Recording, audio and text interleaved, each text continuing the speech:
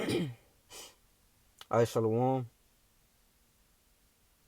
This the brother Nahali from the GMS New Orleans Church, coming back with a quick video. Before I begin, I want to give infinite honors and praises to Yahweh by Hashem Yahushai by Hashem Rukagwadash. Double honor to the elders and apostles of Great Millstone, and peace, blessings, and salutations to the hopeful elect.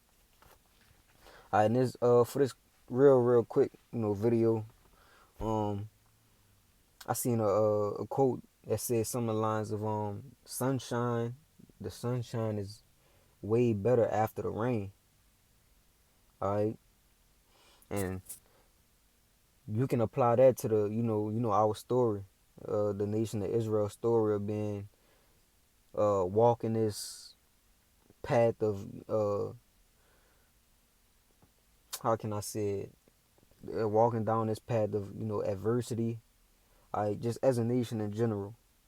Okay, but we had to go through the storm, in order to get the sunshine. All right, and we're gonna appreciate it that much more. All right, losing it and then regaining it, and this time we'll keep it. But I'll start off with this. This is the book of Jude, chapter 1, verse 6. It says, "And the angels which kept not their first estate, but left their own habitation, he had reserved in everlasting chains under darkness unto the judgment of the great day." Alright? And even as a nation, the nation of Israel, we didn't keep our first estate spiritually, physically. Alright? Here it is, you have it today. We're in we're in a captivity where this the worst or the farthest we've ever been spiritually disconnected from our power. Physically, we're in these decrepit bodies, right? Subject to all kinds of ailments and sicknesses. Even on a power scale, right? We the footstool of our enemies right now. We in captivity, bondage. So, but this is all. It was all part of the reign. This is all part of our story, right? As a nation, our testimony, right? And we're gonna appreciate it so much more when the rain goes away, right? When the better days come. Okay, but this is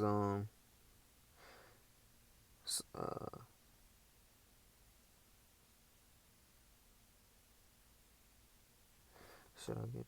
So I think I want to get Slagia. I don't think I want that right now. I'll get it in. It's all good. This Psalms 82 and 6. It says, "I have said ye are gods, and all of you are children of the Most High." Alright, so to be come from a state of being, godlike, to looking how far we've fallen, from that power, it's frustrating. Alright, is gloomy. Alright, when you think about it, it's depressing. Knowing we should be on top and the position that we're in today. Alright, the things we're going through, the battles we have to fight, the troubles we face every day, you know, it's harsh. It's a harsh reality, to deal with. But through the hope of Yahweh Hashem Yahushai, we know that this is not gonna last forever. Alright, the sun will come out. And it's gonna come out soon. Alright, verse 7, it says, "But ye shall die like men and fall like one of the princes." Yep. And we die like men. We in these like I said, we in these bodies, these fleshly bodies that's just subject to, all types of pollution, sicknesses, ailments. Right? We fail, spiritually, physically. Alright, we those Oh, let me get this. Salagi. This is this Ecclesiastes 10.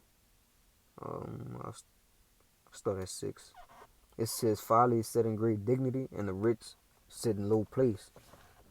All right, and that rich sitting in a low place is the nation of Israel. All right, we're rich in spirit, okay, but we at the bottom. We don't own anything. We don't call any shots. We just slaves. All right,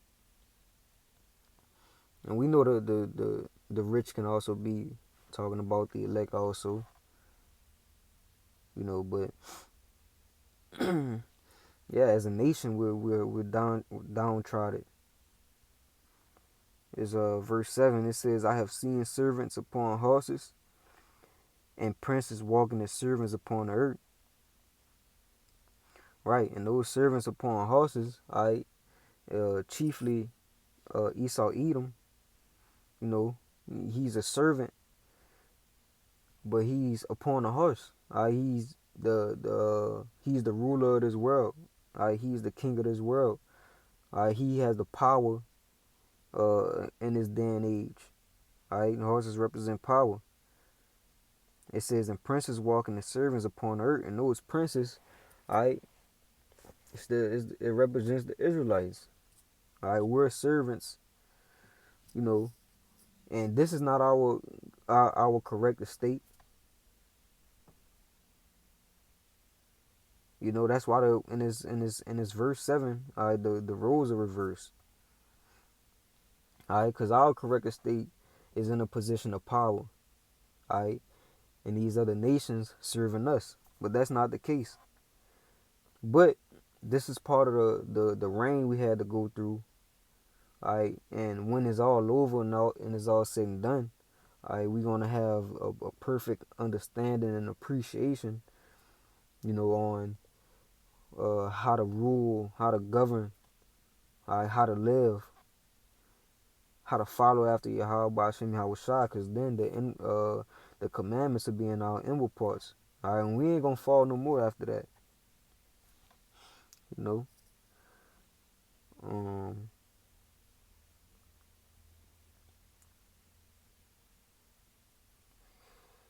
just real quick, I'll end it with this one right here. The second Esdras 9.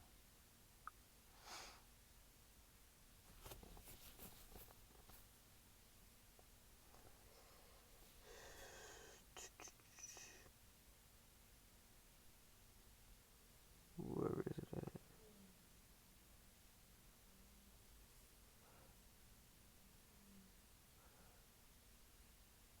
6 and 9. Salaki 6 and 9. Second Esdras 6 and 9. It says, "For Esau is the end of the world, and Jacob is the beginning of it that follow it." Right? So Esau is the end.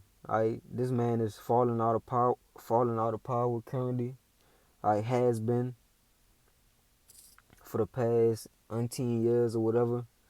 You know, as time goes on, prophecy is becoming more and more prominent. And you can see that we're getting closer to those rainy days, beginning to slack up. It's getting real rainy for America, actually. It's getting real dark and gloomy for, this age, where Esau is ruling. Okay, it says, "And Jacob is the beginning of it that follow it." Right? So Esau's downfall is the beginning of the nation of Israel's uprising. Right? The world to come, is for the Israelites. And this time is not going nowhere. It's going to be for eternity, and it's going to be perfect, in the power of Yahweh Hashem Yahushua. Okay, but that was just real quick. Um, that's pretty much it. Yeah, I pretty much got the point. So with that, I'm gonna close out. I want to give infinite honors and praise to Yahweh Hashem Yahushua, by Shurin Kagodash. Double honors to the elders and apostles of Great Millstone, and please blessings and salutations to the hopeful elect. Shalom.